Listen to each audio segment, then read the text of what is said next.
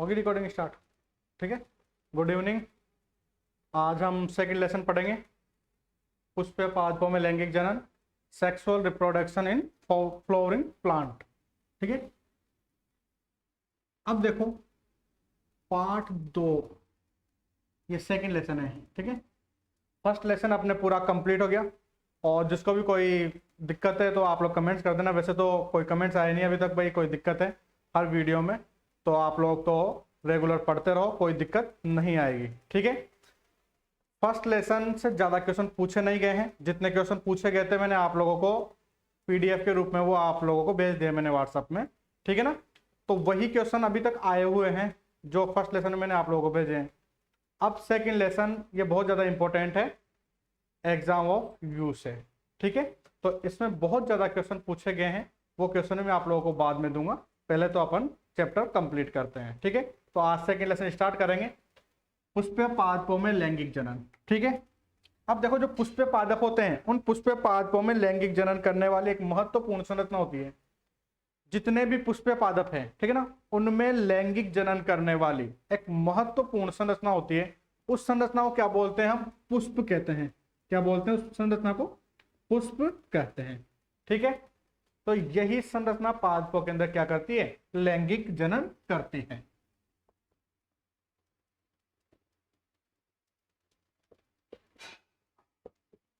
पुष्पीय पादपों में लैंगिक जनन करने वाली एक महत्वपूर्ण संरचना होती है जिसे पुष्प कहते हैं। ठीक है, आगे बात समझ में। तो जितने भी पुष्प पादप होंगे उनमें लैंगिक जनन किसके द्वारा होगा? पुष्प के द्वारा होता है। ठीक है, ये जो पुष्प है इस पुष्प को रूपांतरित प्ररोह कहा गया है। क्या कहा गया है? रूपांतरित प्ररोह। ठीक है, ये बात किसने कही है? ये बात कही है गोथे नामक वैज्ञानिक ने। ठीक है, तो गोथे नामक वैज्ञानिक ने क्या कहा है? पुष्प को रूपांतरित प्ररोह कहा है। ठीक है, रूपांतरित प्ररोह कहा है। अब ये रूपांतरित प्ररोह क्या होता है? प्ररोह का मतलब होता है कि किसी भी पादप का शीर्ष वाला भाग, प्ररोह का मतलब क्या होता है? पादप का शीर्ष वाला भाग। और जो जितने भी पादप होते हैं उन पादपों में आप लोग देखोगे कि जो पुष्प होता है वो उन पादपों में ऊपर की तरफ दिखाई देता है। ठीक है, ऐसा फिक्स नहीं है कि सभी पादपों में शीर्ष पे वही आएगा पुष्प। ठीक है, लेकिन जब आप लोग देखोगे किसी प्लांट को और उसमें जब फ्लावर आते रहते हैं तो आप लोग देखना कि ऐसा लगता है कि वो जो पुष्प है वो कहाँ है? वो पुष्प के शीर्ष पर दिखाई दे रहे हैं। तो ये रूपांतरित इसीलिए कहा, होता नहीं है, केवल रूपांतरित बताया गया है ये। ठीक है, इसलिए पुष्प को गोथे नामक वैज्ञानिक ने क्या कहा है? रूपांतरित प्ररोह कहा है। आगे बात समझ में। अब हम एक पुष्प का डायग्राम देखते हैं कि पुष्प के कौन कौन से भाग होते हैं, क्या क्या पुष्प में संरचना होती है। ठीक है,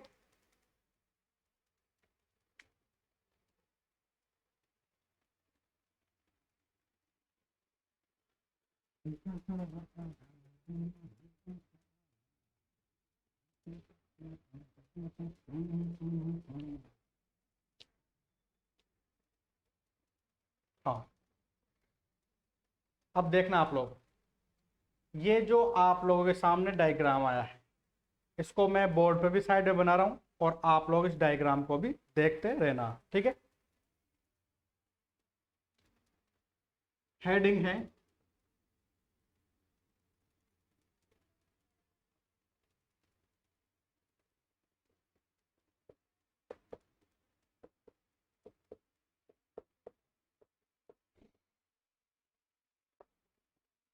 एक प्रारूपी पुष्प का नामांकित चित्र। ठीक है, अब आप लोग देखना, इसमें मैं बनाता हूं डायग्राम।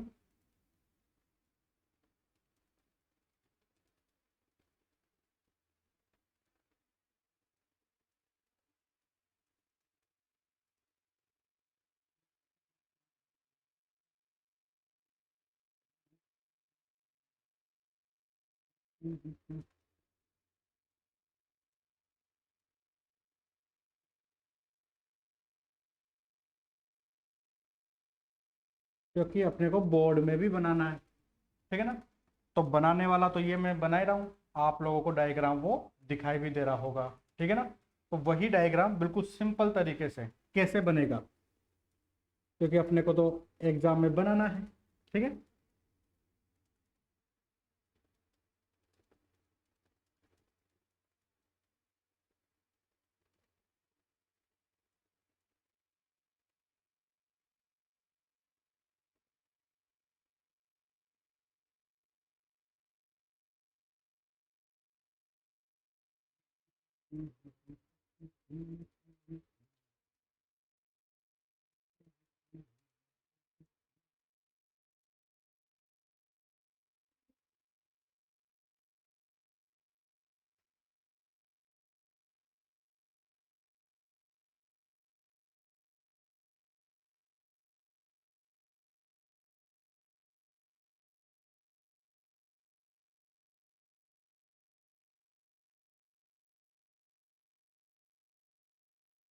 ये डायग्राम रहा और ये आप लोगों का कलर वाला डायग्राम, ठीक है।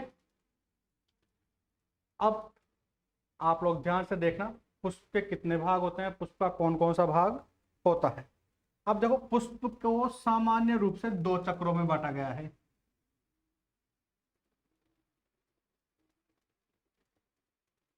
पुष्प के चक्र, ठीक है। पहला चक्र तो है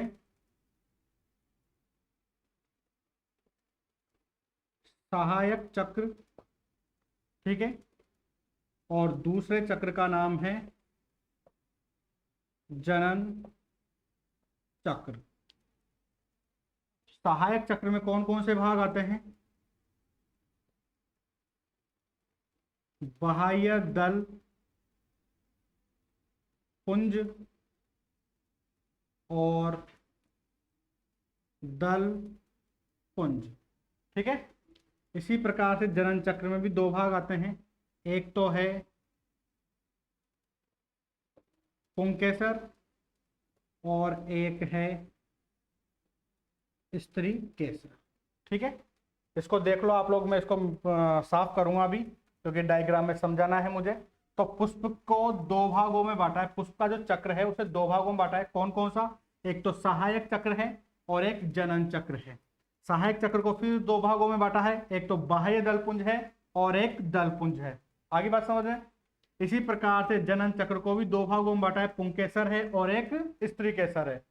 अब इसे सहायक चक्र क्यों कहा गया, जनन चक्र इसको क्यों कहा गया, ये दल बाह्य दल पुंकेसर इससे कैसे क्या है, ये सब मैं अभी आप लोगों को डायग्राम में बताऊंगा। और इसको हम समझेंगे भी, इसको सहायक चक्र क्यों कहा गया है और इसे जनन चक्र क्यों कहा गया है, ठीक है। इतना आप लोगों ने देख लिया कि पुष्प को दो भागों में बांटा है, पुष्प चक्र को।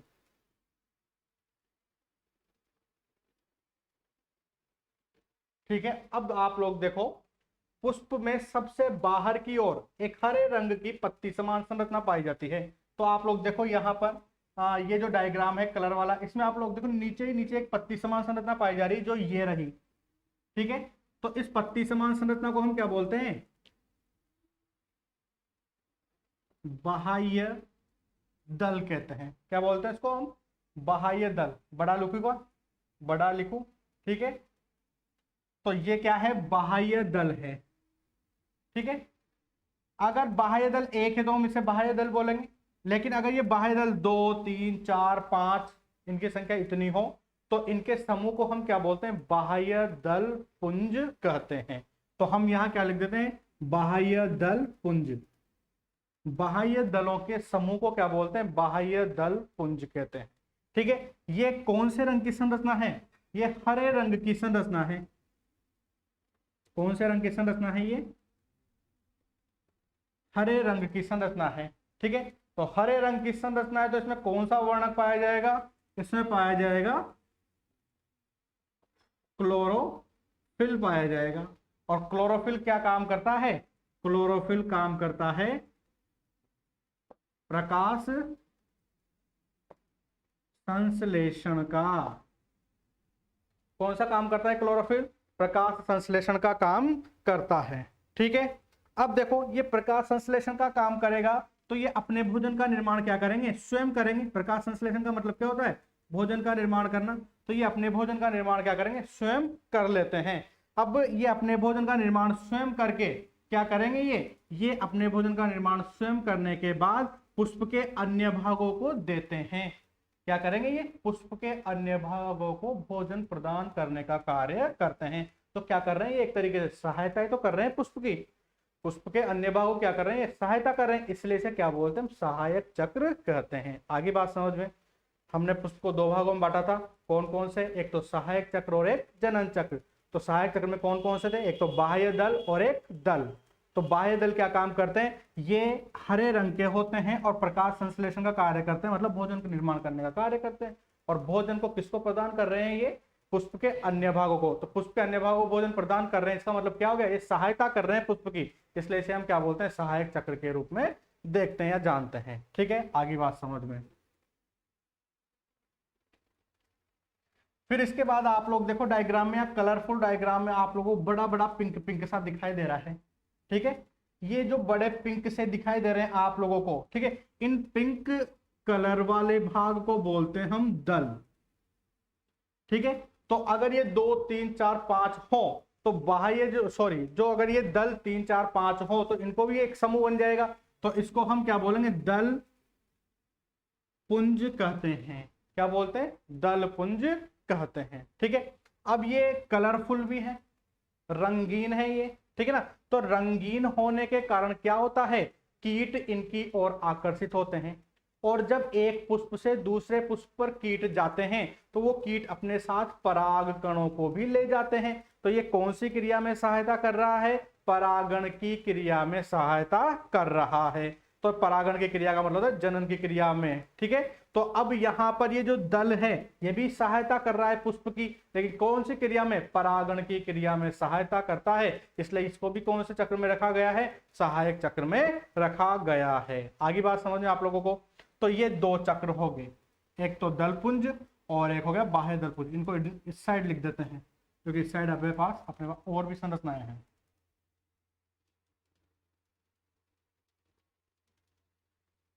बाह्य दल पुंज और इनको बोला हमने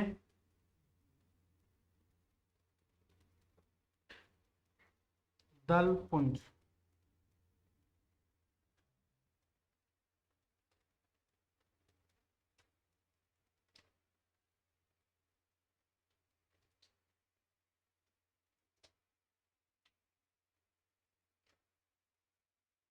ठीक है, तो ये हरे रंग की संरचना थी, इसे तो क्या बोला हमने, बाह्य दल पुंज। और ये जो रंगीन संरचना होती है उसे हमने बोला दल पुंज। ठीक है, आगे बात समझें, यहां तक किसी को कोई दिक्कत है क्या, नहीं, नहीं होगी। ठीक है, इसके बाद देखते हैं हम जनन चक्र। अब जनन चक्र को भी दो भागों में बांटा था, एक तो पुंकेसर वाला भाग और एक स्त्री केसर वाला। तो ये देखो पुंकेसर वाला भाग, अभी अलग से भी डायग्राम में बता देंगे आप लोगों को, लेकिन अभी यहां पर इस डायग्राम में देख लो। ये ऊपर वाला भाग है, इसको बोलते हैं हम पराग कोश। और ये जो इसको बीच में से ज्वाइंट करते हुए यहां तक आ रही है, इस भाग को बोलते हैं हम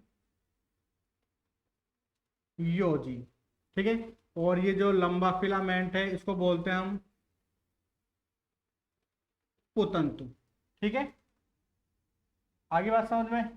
तो ये तीनों मिलकर किसका निर्माण करते हैं, ये तीनों मिलकर करते हैं पुंकेसर का निर्माण करते हैं। ठीक है, अब देखो जो पुष्प होता है, पुष्प के दो भाग बताए थे हमने, सहायक चक्र, दोनों आप लोग समझ गए।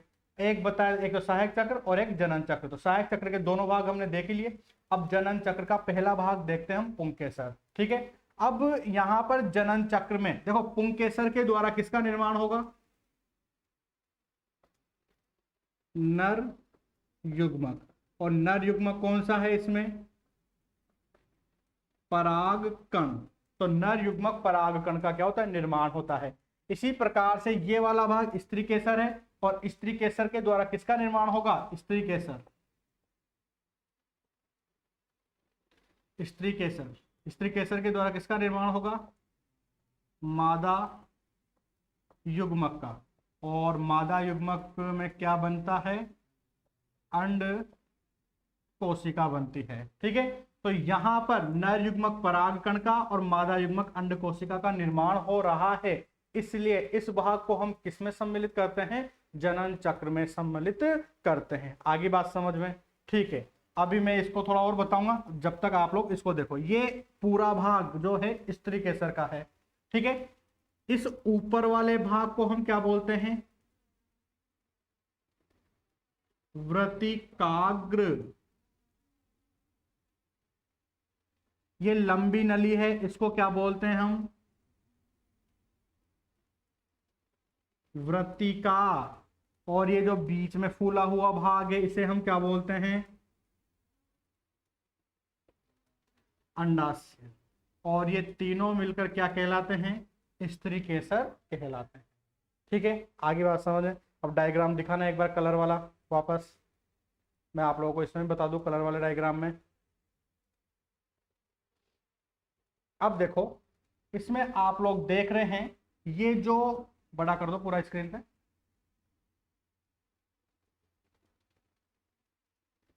ठीक है, अब देखो, ये जो आप लोग देख रहे हैं नीचे, इस पुष्प के नीचे नीचे देख रहे हैं, एक दो पत्तियां दिखाई दे रही हैं।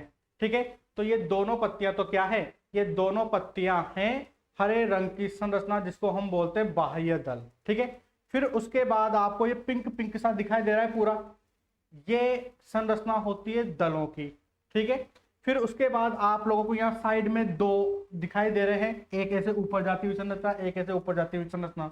तो इन दोनों को हम बोलते हैं पुंकेसर वाली संरचना। फिर इसके बाद बीचों बीच में आप लोगों को पिंक पिंक सा दिखाई दे रहा है, ये तो आप लोगों के बीजांड वाला भाग है। और इसे एक ऊपर लंबी एक नलिका और ऊपर 5 भागों में फैले हुए छोटे छोटे भाग में पीले पीले दाने दिखाई दे रहे हैं आप लोगों को। ठीक है, तो ये जो ऊपर से लेकर नीचे तक की जो संरचना है, इसको हम क्या बोलते हैं? इसको ही हम बोलते हैं स्त्री केसर वाला भाग। ठीक है, ठीक है भैया, हटाओ इसको। अब ये डायग्राम था और आप लोगों को ये समझाया गया। ठीक है, अब एक बार इनको देखो, ये पुंकेसर और ये स्त्री केसर क्या है। ठीक है, अब पुंकेसर की संरचना मैं थोड़ा साइड में बना रहा हूं, आप लोग इसको देखना। ठीक है, अब पुंकेसर की संरचना अलग अलग होती है, बहुत सारे प्रकार के होते हैं। ऐसा भी होता है, कई जगह देखा होगा।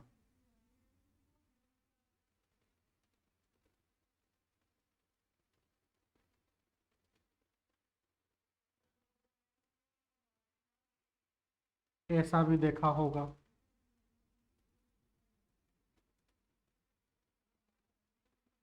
ऐसा भी देखा होगा, बहुत से हैं होते हैं। अभी आप लोगों को दिखा भी देंगे। ठीक है, दिखाना भैया।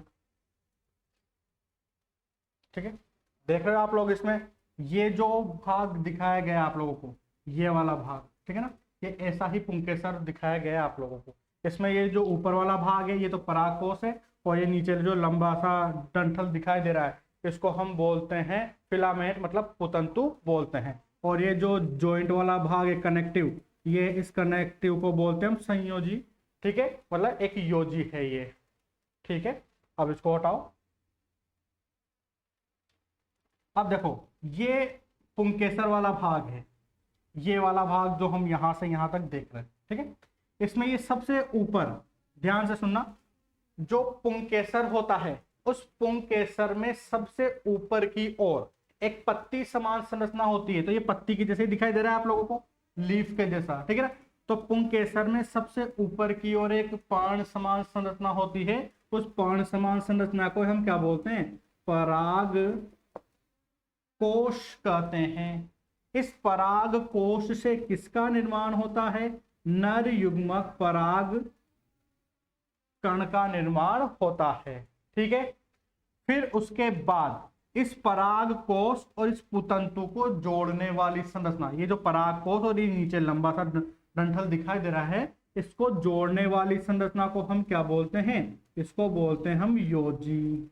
ठीक है, फिर इसके बाद पराग कोश से निकला हुआ जो लंबा डंठल समान संरचना है, इसको हम क्या बोलते हैं, पुतंतु कहते हैं, जो आधार से जुड़ा हुआ होता है, इसके आधार से ये पुष्प से जुड़ा हुआ होता है। ठीक है, आगे बात समझ में। ये तो हो गया आप लोगों के पुंकेसर। अब इसके बाद ये स्त्री केसर वाले भाग को देख लेते हैं, इसका भी डायग्राम निकाला था ना अपन ने स्त्री केसर का।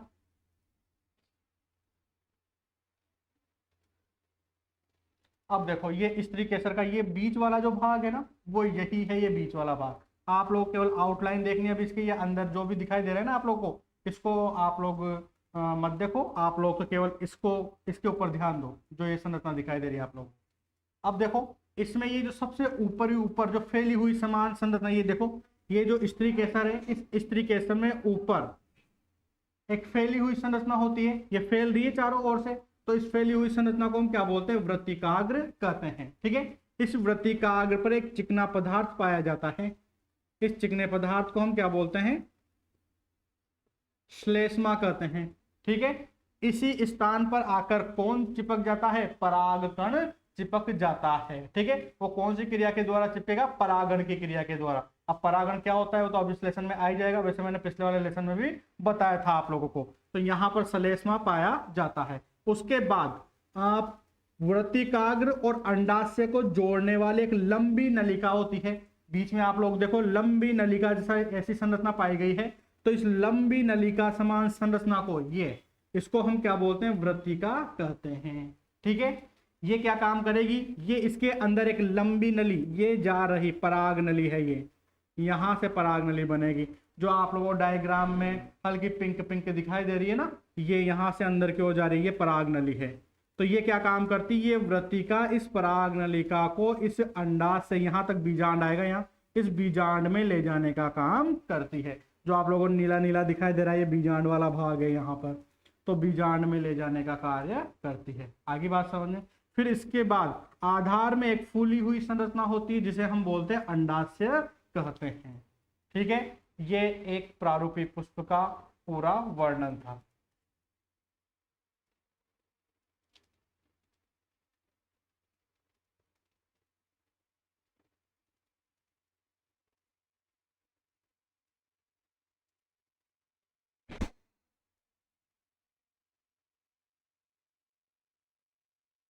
अब मैं 1 मिनट में या 2 मिनट में आप लोगों को इसको पूरे को वापस समझा रहा हूं, थोड़ा सा जल्दी जल्दी देख लेना। ठीक है, जो पुष्प पादप होते हैं, उन पुष्प पादपों में लैंगिक जनन करने वाली संरचना कौन सी होती है, पुष्प होती है। पुष्प को सबसे पहले रूपांतरित प्ररोग किसने कहा, गोथे नामक वैज्ञानिक ने कहा। जो एक प्रारूपी पुष्प होता है, उस प्रारूपी पुष्प को 2 चक्रों में बांटा गया है, एक तो सहायक चक्र और एक जनन चक्र। सहायक चक्र को कितने भागों में बांटा, 2 भागों में। कौन कौन से, एक तो बाह्य दल और एक दल पुंज। ठीक है, इसी प्रकार से जनन चक्र को भी 2 भागों में बांटा गया है। पहला तो कौन सा था, पुंकेसर, दूसरा कौन सा है, स्त्री केसर। ठीक है, इसको हम पुमंग और जायांग भी कहते हैं। ठीक है, तो जो बाह्य दल, ये बाह्य दल जो सहायक चक्र होता है, उस सहायक चक्र में होते हैं एक तो बाह्य दल और एक दल। अब इन्हें सहायक चक्र में क्यों रखा गया है, ध्यान से सुनना।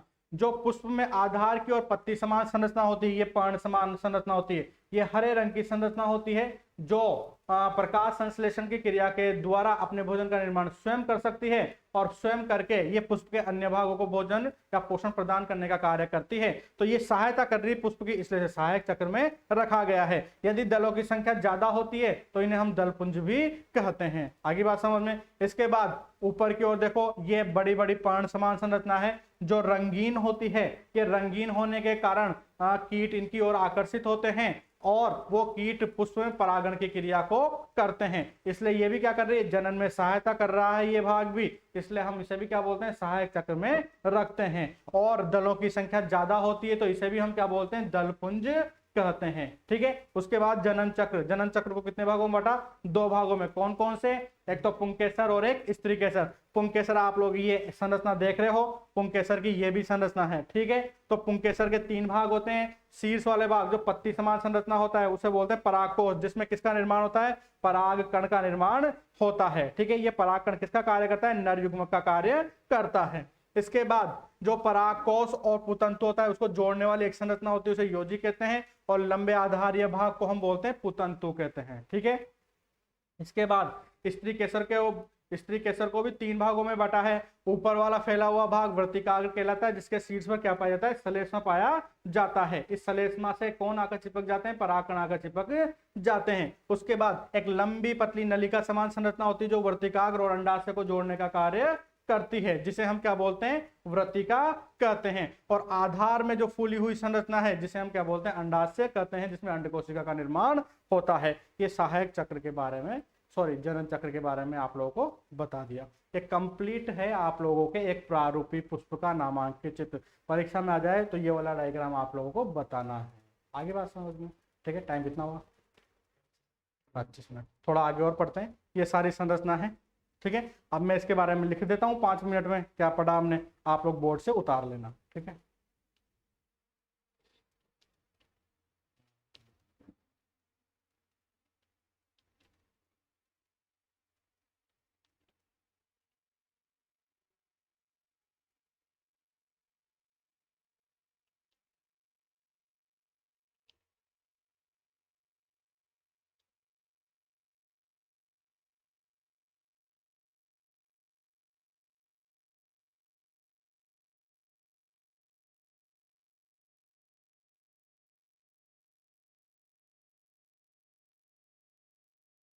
पुष्प के 2 चक्र होते हैं, कौन कौन से, सहायक चक्र और दूसरा जनन चक्र। सहायक चक्र में कौन आएंगे, बाह्य दल पुंज और दल पुंज। जनन चक्र में कौन आएगा, पुंकेसर और स्त्री केसर, ठीक है। सबसे पहले हम देखते हैं सहायक चक्र।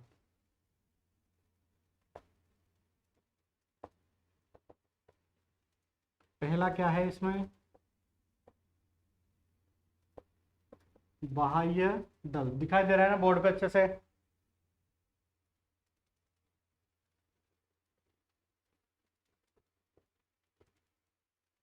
दिखाई दे रहा है ना, कोई दिक्कत तो नहीं है ना।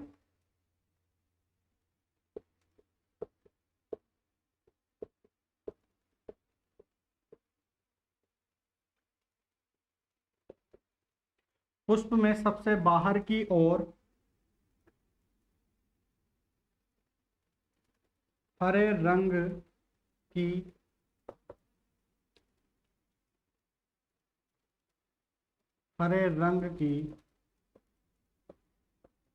पर्ण समान संरचना पाई जाती है,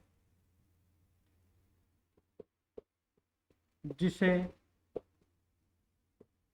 बाह्य दल कहते हैं। और बाह्य दलों के समूह को बाह्य दल पुंज कहते हैं, ठीक है। ये हरे रंग के होते हैं, जिस कारण इनमें क्लोरोफिल पाया जाता है, जो प्रकाश संश्लेषण की क्रिया में अपना भोजन स्वयं बनाता है और पुष्प के अन्य भागों को भी पोषण प्रदान करता है, इसलिए इसे सहायक चक्र में रखा गया है। ठीक है, ये तो आप लोगों के बाह्य दल के बारे में आ गया होगा आप लोगों के समझ में। फिर इसके बाद लिखते हैं हम दल के बारे में।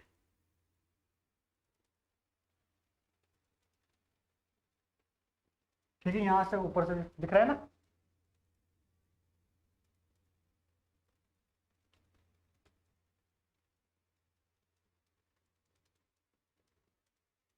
बाह्य दल के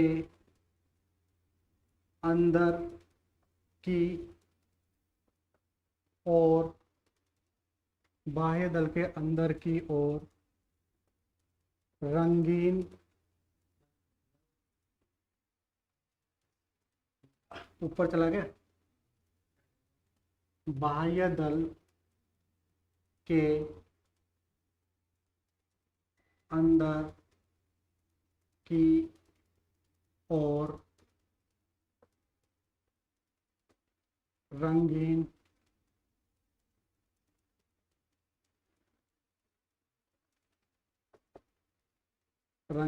चमकदार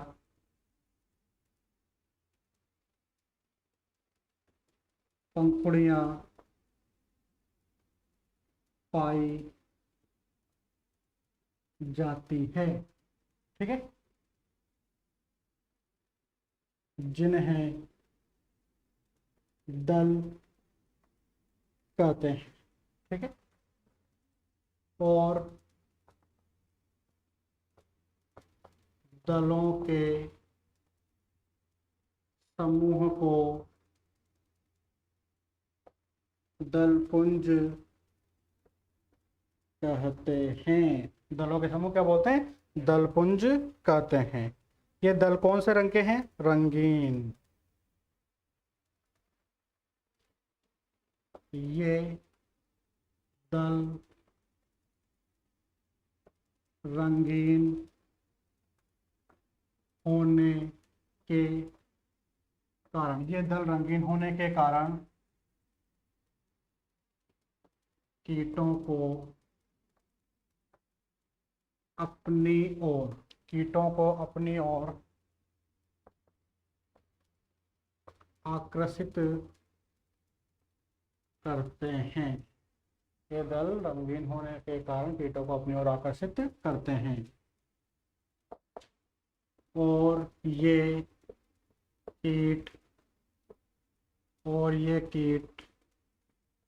पुष्प में परागण की क्रिया को करते हैं, अर्थात ये दल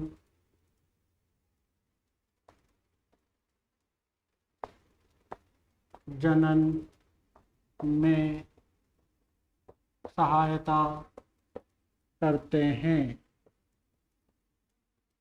इसलिए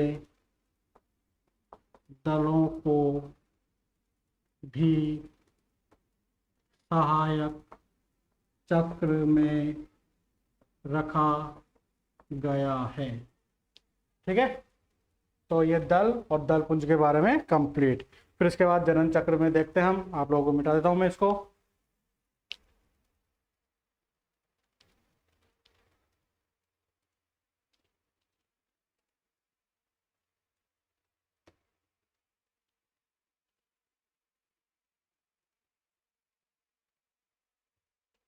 दूसरा आ गया आपने जनन चक्र। कितने भागों में बांटा था? 2 भागों में। पहला कौन सा था? पुंकेसर। ठीक है, तो पुंकेसर तो एक होता है, और पुंकेसर बहुत सारे हों तो पुंकेसर के समूह को पुमंग कहते हैं। बहुत सारे पुंकेसर आपस में जुड़े हो तो उसके समूह क्या बोलेंगे हम? पुमंग कहते हैं। ठीक है, पुंकेसर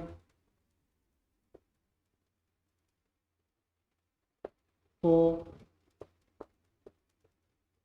3 भागों में बांटा गया है। नंबर 1 परागकोश, नंबर 2 योजी, नंबर 3 पुतंतु।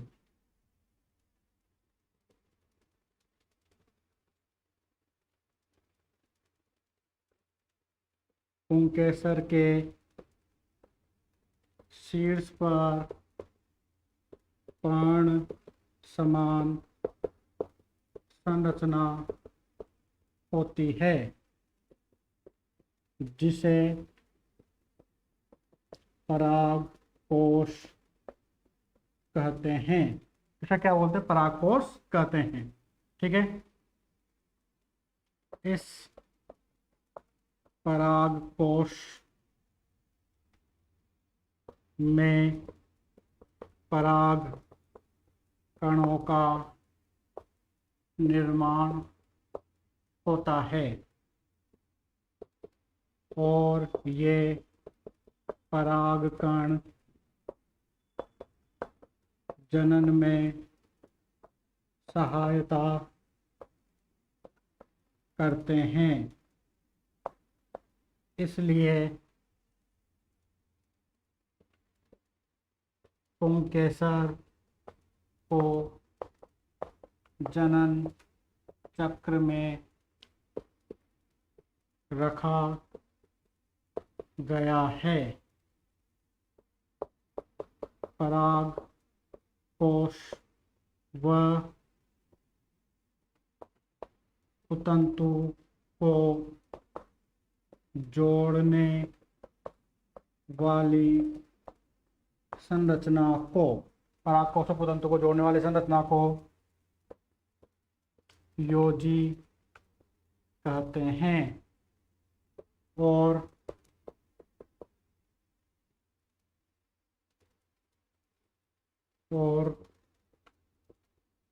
पुंकेसर को आधार से जोड़ने वाली संरचना को पुतंतु कहते हैं। ठीक है, आगे बात समझ में? समझा तो दिया था, आप लोगों को पूरा उतारना है। फिर इसके बाद देखते हैं हम जायांग या अंडा स्त्री कैसा।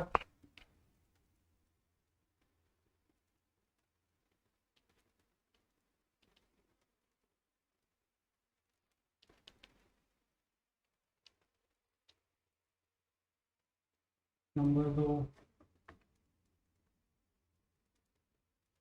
स्त्री कैसा।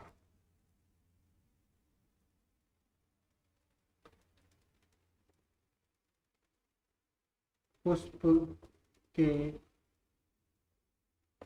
सबसे अंदर की ओर पाई जाने वाली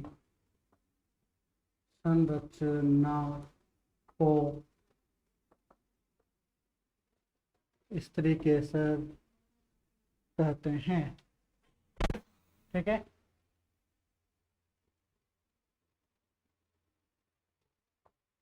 इसमें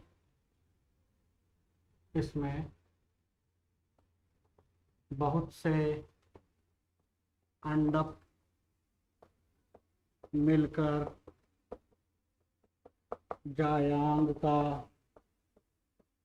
निर्माण करते हैं। ठीक है, अब आप लोगों के नया वर्ड आ गया होगा अंडा, कंफ्यूज मत हो जाना। जो अंडाशय होता है, अंडाशय के अंदर बहुत सारे अंडा पाए जाते हैं, क्योंकि जो अंडाशय होगा या बीजांड होगा वो एक अंडापी, द्विअंडापी, बहुअंडापी प्रकार का होता है। ठीक है, वो तो मैं अभी थोड़ा आगे चलते जाएंगे तब और समझ में आ जाएगा। तो बहुत सारे अंडा मिलकर किसका निर्माण करते हैं, जायांग। जायांग मतलब स्त्री केसर, ठीक है, जायांग का निर्माण करते हैं। स्त्री केसर के 3 भाग होते हैं, स्त्री केसर के 3 भाग होते हैं। कौन कौन से होते हैं सबको पता चल गया होगा अब तक तो। वृत्तिकाग्र नंबर 2 वृत्तिका और नंबर 3 अंडाशय, ये भाग होते हैं। अभी इनके बारे में और पढ़ना है अपन को, लेकिन यहाँ पर ज़्यादा बताने की आवश्यकता नहीं, जैसे मैंने बस ज़्यादा लिखा दिया आप लोगों को, तो यहाँ पर ज़्यादा लिखाने की आवश्यकता नहीं है, क्योंकि ये अगला टॉपिक जैसे आएगा ना स्त्री केसर वाला भाग, तो वहाँ पर भी इनका हमें वर्णन करना पड़ेगा, तो वहाँ लिख लेंगे हम। यहाँ हमने इसको पूरा समझ लिया है, ठीक है। आज की क्लास में हमने जो इस लेसन का इंट्रोडक्शन था वो पढ़ा है। इस लेसन को पढ़ने से पहले ध्यान से सुन लो, इस लेसन को पढ़ने से पहले आप लोगों को फर्स्ट लेसन पढ़ना पड़ेगा, क्योंकि अधिकांश जो वर्ड आएंगे वो सेकंड लेसन में काम आने वाले हैं। तो आप लोग डायरेक्ट सेकंड लेसन को मत देखना, जो देखे वो बेवकूफ़ी हो, ठीक है ना, बेवकूफ़ी जिसे हरकतें करोगे, क्योंकि डायरेक्ट सेकंड लेसन देखोगे क्या मतलब है, जब तक फर्स्ट लेसन नहीं देखोगे समझ में आएगा नहीं। तो इसलिए पहले फर्स्ट लेसन के सारे वीडियो देखो, फिर उसके बाद सेकंड लेसन देखना। और जैसे फर्स्ट लेसन में मैंने आप लोगों को पहले बताया, फिर उसके बाद उसके PDF दी, फिर उसके बाद उसके क्वेश्चन आंसर दिए, फिर उसके बाद कुछ क्वेश्चन जो आदर्श एग्जाम में आए हुए हैं वो सब बताए, ऐसे इसमें भी किया जाएगा, ठीक है। कोई समस्या हो तो आप लोग मेरे को कमेंट्स कर देना, ठीक है। रोक दो भाई।